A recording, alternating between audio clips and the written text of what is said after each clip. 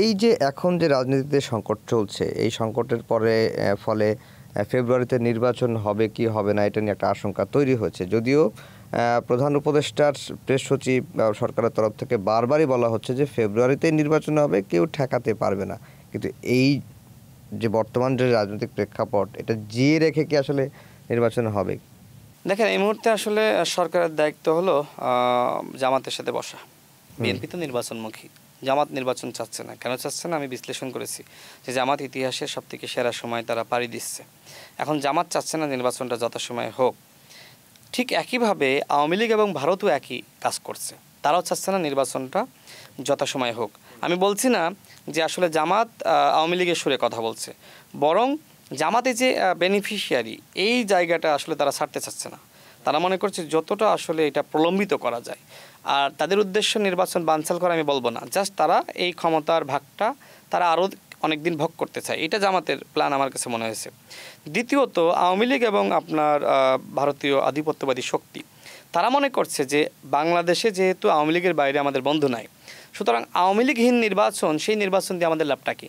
সুতরাং আরেকটি ১-১১ ঘটিয়ে আবার আপনার হাসিনাকে ফিরিয়ে আনো, আওয়ামী লীগকে ফিরিয়ে আনো। বাংলাদেশে আওয়ামী লীগ ফেরার একমাত্র পথ হলো ১-১১। এখন যদি আমরা গণ অভ্যুত্থানের এই শক্তিগুলো এইভাবে বিভাজিত থাকি, তাহলে বিশ্বাস করেন সেই ভারতের চাওয়া, আওয়ামী লীগের চাওয়া পূরণ হয়ে যাবে, ১-১ ঘটে যাবে। সেটা কেউ ক্ষমতা নিতে চাক বা না চাক, যখন নিজেদের ভিতরে কামড়াকামড়ি শুরু হবে। জামাতের আমির যেটি বলল যে নির্বাচন হইতে দেওয়া হবে না গণভোটের আগে, তার মানে কি? তার মানে সরকার যদি সিদ্ধান্ত নেয় একই দিনে গণভোট, একই দিনে জাতীয় নির্বাচন, তাহলে তারা নির্বাচন হতে দিবে না। তাহলে কি হলো? তাহলে আপনি বুঝে বা না বুঝে আপনি আওয়ামী এজেন্ডা, ভারতের এজেন্ডা আপনি বাস্তবায়ন করলেন। এর মাধ্যমে ক্ষতিগ্রস্ত কি হবে? দেখেন, ভারতের কাছে এবং আওয়ামী লীগের কাছে ১ নম্বর শত্রু কে ছিল? বিএনপি না, কিন্তু ১ নম্বর শত্রু ছিল জামাত। এবং এই যে বিএনপি ক্ষতিগ্রস্ত হয়েছে, সাবেক প্রধানমন্ত্রী বেগম খালেদা জিয়া যাকে আসলে আপনার জেলে নেওয়া হয়েছে, কার উপর ক্ষোভ থেকে জানেন? ইন্ডিয়ার আধিপত্যবাদী শক্তি এই কাজগুলো করেছে মূলত, যে তোমরা কেন এই জামাতের সাথে হাত মিলালা, তোমরা কেন এই জামাতের সাথে হাত মিলিয়েছো। এইটা মূলত সাবেক প্রধানমন্ত্রী বেগম খালেদা জিয়ার উপর এক ধরনের ক্ষোভ তৈরি হয়েছে। তার মানে কি? তার মানে আজকে জামাতকে জোটে নিতে গিয়ে, জামাতকে মন্ত্রিত্ব ভাগ দিতে গিয়ে বিএনপি এই ১৬ বছর ক্ষমতার বাইরে না, বিএনপি ক্ষতিগ্রস্ত হয়নি। জামাত এই জিনিসটা বোঝে কিনা আই ডোন্ট নো। জামাতের এই জিনিসগুলো উপলব্ধিবোধের জায়গা থাকা উচিত, যে বিএনপি আমাদেরকে ব্যাপকভাবে প্রোটেকশন দিয়েছে। আমি সাবেক প্রধানমন্ত্রী বেগম খালেদা জিয়ার কয়েকটা বক্তব্য প্রায় আমার সামনে আসে।